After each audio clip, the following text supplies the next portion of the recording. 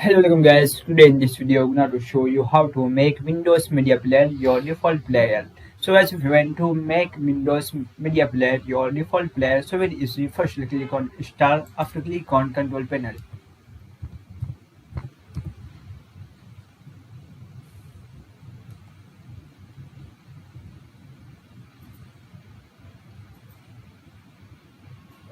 Open Control Panel.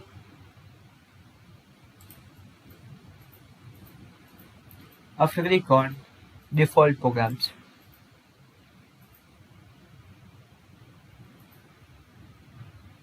Click on Set your default program.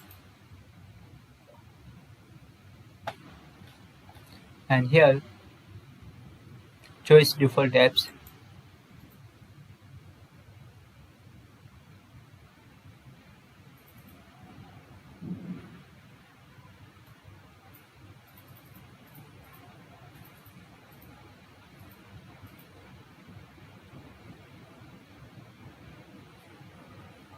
And here Media Player. So click it. After click on VLC Media Player. So default. So guys, this is very simple and easy method if you want to make Windows Media Player your default player. Thank you for watching this video. Please subscribe to my channel for latest update.